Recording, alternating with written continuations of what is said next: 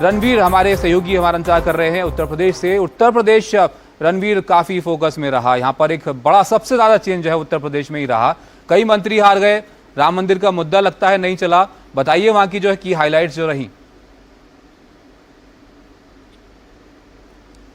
जितनी भी चुनावी चर्चाएं हो रही हैं उसमें सबसे बड़ा फैक्टर है उत्तर प्रदेश, जहां भारतीय जनता पार्टी ने लक्ष्य रखा था 80 सीटें जीतने का, लेकिन बीजेपी 33 और उसकी सहयोगी अपना दल 1 सीट और आरएलडी 2, यानी कि एनडीए को 36 सीटें मिली। वहीं समाजवादी पार्टी सबसे बड़ी जाइंट, जहां पर 37 सीटें जीती, और कांग्रेस जो कि अपना अस्तित्व तलाश रही थी 2014 में 2 और 19 में 1 सीट जीतने वाली कांग्रेस पार्टी इस बार 6 सीटें जीतने में सफल हुई। और एक नया चेहरा इस बार दलितों का चेहरा बनकर उभरा, वो चंद्रशेखर आज़ाद, जो कि नगीना से अपनी पार्टी से यानी निर्दलीय चुनाव लड़कर जीते।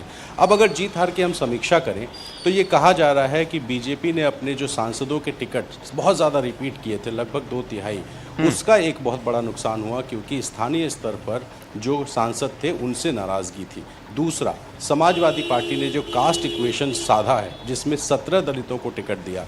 कई ऐसी भी सीटें थी जो सामान्य सीटें थी, वहाँ भी दलित उम्मीदवार उतारे, और उसमें एक सीट फैज़ाबाद है, जिसको अयोध्या के नाम से लोग जानते हैं। तो फैज़ाबाद सामान्य सीट होने के बाद भी दलित प्रत्याशी उतारे, 10 कुर्मी प्रत्याशी उतारे, और जो MY फैक्टर समाजवादी पार्टी के पीछे रहा करता था मुस्लिम यादव, उससे एक तरह से पीछा छुड़ाने की अखिलेश ने कोशिश की। 4 मुस्लिम और 5 यादव, और जो 5 यादव हैं वो सब अखिलेश यादव के परिवार के सदस्य हैं।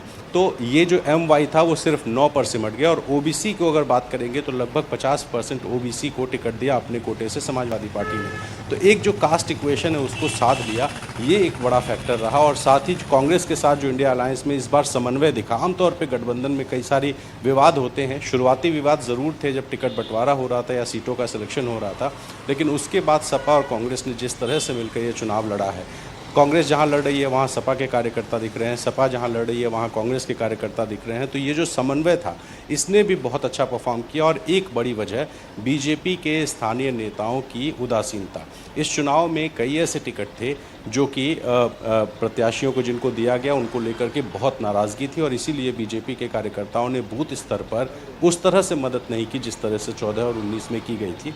तो ये भी एक बड़ा फैक्टर माना जा रहा है। अब अगर बात करें केंद्रीय मंत्रियों की, तो स्मृति ईरानी सबसे बड़ा नाम जो कि चुनाव हारी। इसके अलावा संजीव बालियान, महेंद्र नाथ पांडे, कौशल किशोर, ये तमाम ऐसे मंत्री हैं, भानु प्रताप सिंह वर्मा, जो इस बार चुनाव हार गए। वहीं जो बड़ी सीटें हैं, जो शहरी सीट है, जो बीजेपी का गढ़ कही जाती हैं, वहाँ मार्जिन बेहद कम रहा। लखनऊ जैसी सीट पर मार्जिन 1,35,000 के आसपास आकर सिमट गया। तो वहीं अगर वाराणसी में बात करें तो वहाँ भी मार्जिन कम हुआ है। तो तमाम जो शहरी सीटें हैं वहाँ पे मार्जिन कम होना भी बीजेपी के लिए एक समीक्षा का विषय है। और अगर बात करें ओवरऑल जनता के परसेप्शन की, तो राम मंदिर का मुद्दा निश्चित तौर पे नहीं चला है, क्योंकि अयोध्या जैसी सीट पे ही बीजेपी अगर हारी है तो वहाँ पे बीजेपी को समीक्षा करना पड़ेगा। और दूसरा जो मुद्दा हम लोगों ने महसूस किया वो नौकरी रोजगार का मुद्दा लोगों के जहन में था, और एक मुद्दा संविधान बचाने को लेकर विपक्ष ने जो नैरेटिव क्रिएट किया था वो भी कहीं ना कहीं दलितों के साथ साथ OBC समाज में भी ये मुद्दा पहुंचा था, और इससे भी समाजवादी पार्टी को बड़ा फायदा हुआ। जी, शुक्रिया रणवीर आपका सब जानकारी के लिए। तो उत्तर प्रदेश में काफी सारी बातें हैं हिलाल जी जिन पर ध्यान यहाँ पर दिया जा सकता है।